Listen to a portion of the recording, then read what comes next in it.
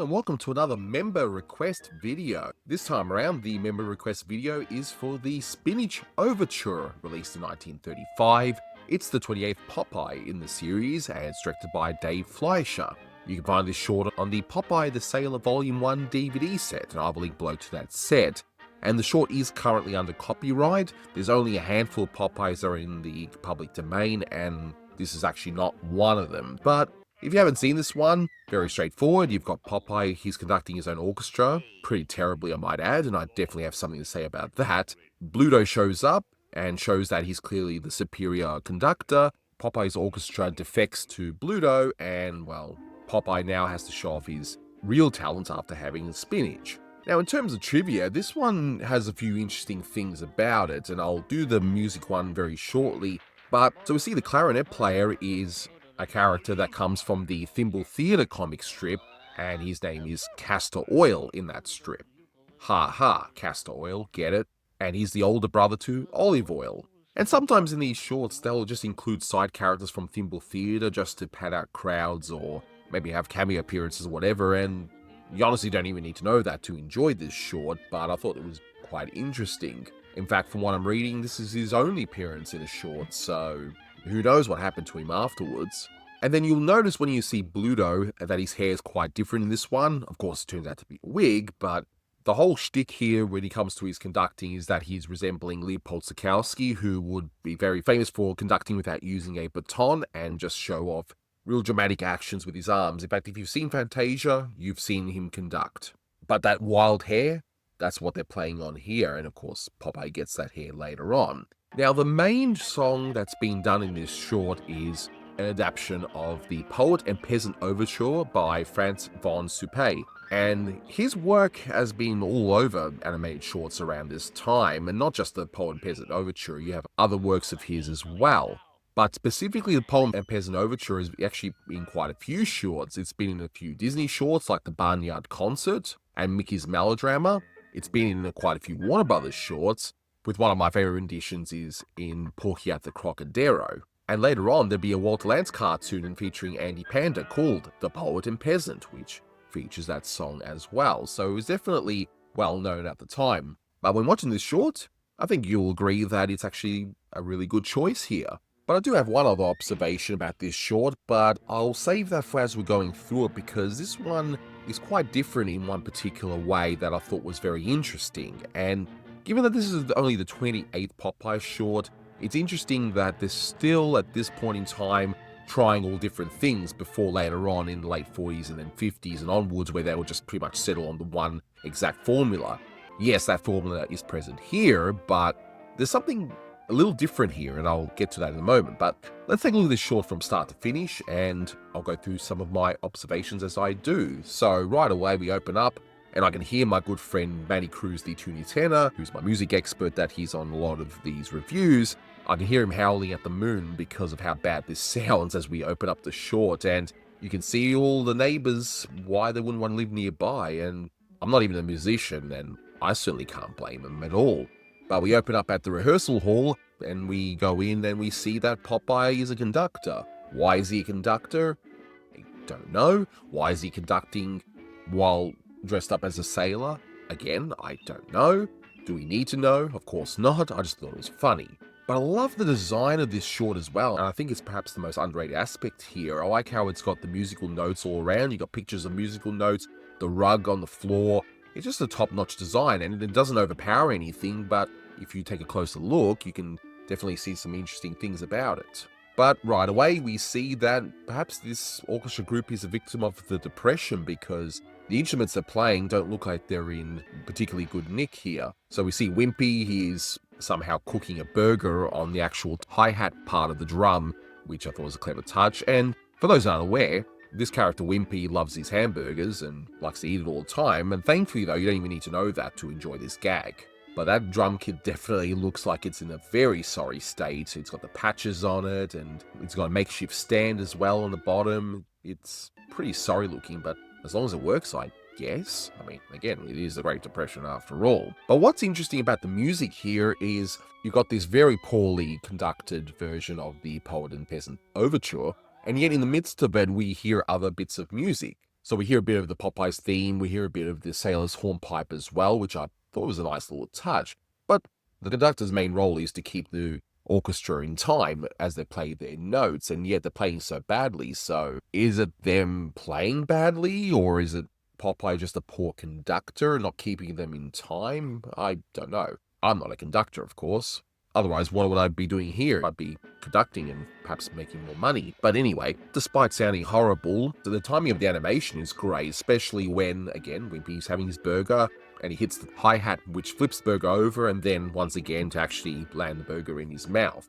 And we see Olive Oil, whose harp, again, is in a pretty sorry state. And it even has a bizarre design. I mean, look at the head of the harp. It's got this weird looking face. Is it a fish? Is it a dragon? I don't even know what that's supposed to be. Is it like a really big open mouth? You be the judge and let me know, okay? But she must be a really good harp player because she can do all these extra notes by having another string played with her feet, which is ridiculous. But say what you want about Popeye's conducting skills, you gotta admit, he's definitely into it. He's definitely passionate, and I guess he likes what he's hearing because he's even humming along to it at a certain point, complete with his pipe actually bouncing around to the music. But we hear some laughter in the next room as we pan over and we see that Bluto is in the other room, complete with a fancy looking orchestra, just laughing along, which most of them actually end up looking the same. Some might have moustaches and some don't. And how tiny is that piano in the very back there? It looks a bit out of scale, but whatever. You only see it briefly anyway. So Bluto says he's going to show these guys up, so like in the other shorts, he is a bit of a prick here, but there is a little bit of a difference than the usual Popeye short, because usually Bluto would say, hey, I'm the best at whatever task it may be it building a house or whatever, but he would typically cheat to achieve his goals. Here, though, something rather interesting happens. So Bluto just pushes Popeye out of the way, leaving Popeye's orchestra in a state of shock, but he starts conducting, and lo and behold, he's actually good at it, and he's really good at the violin as well. So this is, as far as I'm aware, the only time where he's actually really good at something and doesn't have to resort to cheating. If you can think of other examples, definitely let me know, but this is the only one I can actually think of where that actually happens. Although I like how he calls himself the Great Maestro. To be fair, I happen to agree with him on that.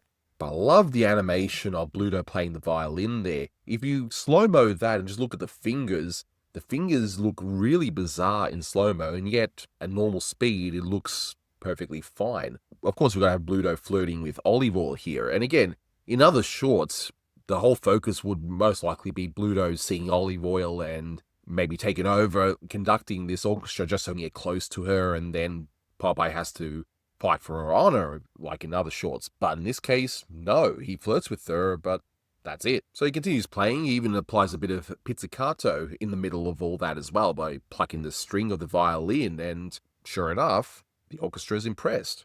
Hey, I am too. That was actually really good. I do have to wonder who actually did the music here, because one of the sad things that has happened in relation to a lot of the vocal credits and whatnot when it comes to the Fleischer studio is that while, yes, we know that Popeye is voiced by Jack Mercer, Mae Castor does Olive Oil. I mean, she doesn't really talk much in here, but that's pretty much the voice around this time, and Gus Wiki does the voice of Bluto, but we don't really know who does the orchestra here. We don't really know who's playing the violin, the piano here, because when Paramount opened up Famous Studios and there was the falling out between the Fleischer brothers, it was all pretty sad, but sadly, on top of that, all the documentation ended up being destroyed, shredded, and so on. Hopefully one day some documentation can come up and we can find out who would have done the music here, but regardless, whoever did do the music here has done a really good job.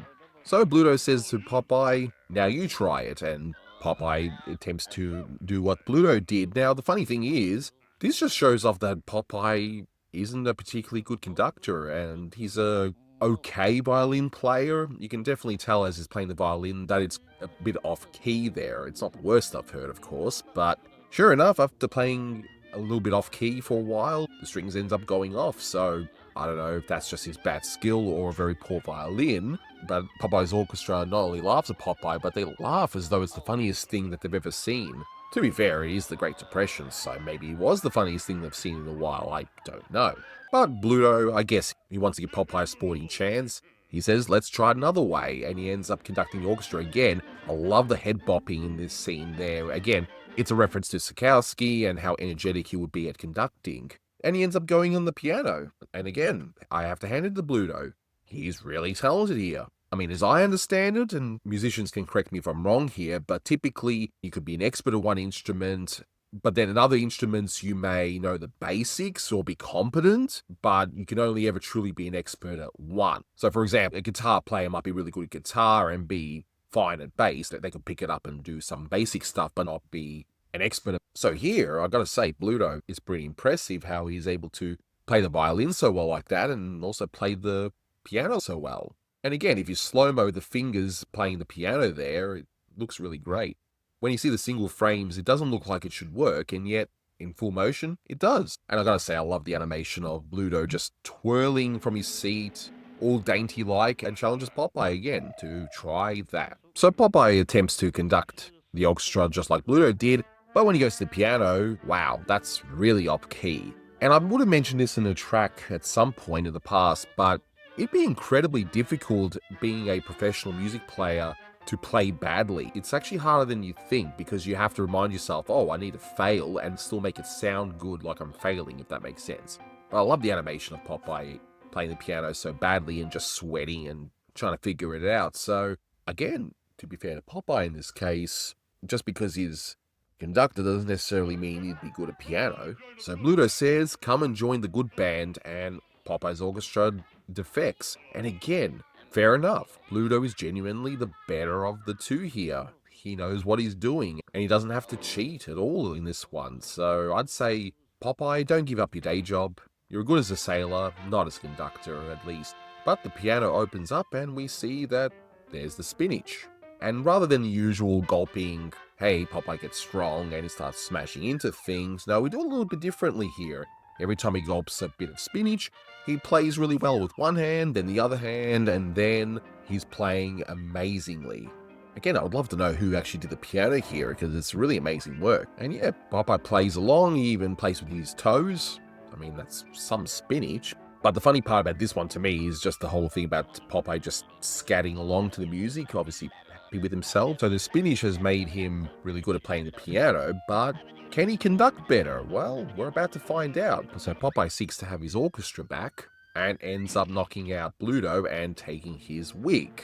And again, this is a really weird short in that aspect because Bluto was just being a little bit of a jerk, but he showed that, hey, he may be a jerk, but he's actually a good orchestra conductor. It's not like he's stealing olive oil and then just trying to make her fall in love with him. No, he's saying to him, hey, I'm better than this guy. You've got better potential. Am I overthinking this? Perhaps, but this is the only Popeye short I know that does it this way. In any case, Bluto gets knocked out and we see one of the most energetic things in any Popeye short of this period. Popeye conducting as though he's Leopold Stokowski. And we see Popeye's doing a really good job at it, being very energetic, and we hear the overture done competently this time. I mean, maybe the other band members are propping up his original orchestra, I don't know, but it still sounds good, and Bluto's not happy. He's also bold and not happy.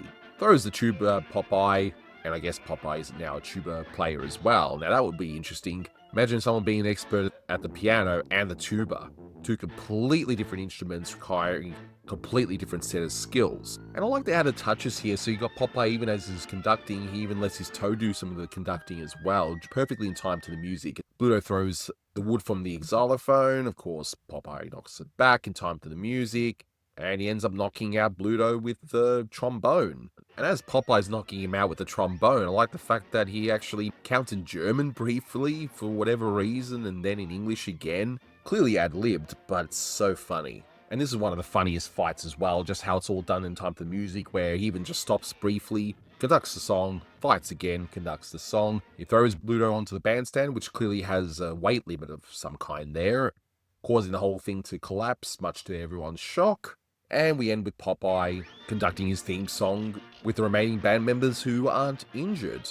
And we end right there. So yeah, this one's definitely an interesting one because it has a similar formula but does things differently. Again, normally you'd have the formula of Bluto taking an interest in olive oil, does something to impress her, usually by cheating, and then Popeye has to rescue her in some fashion.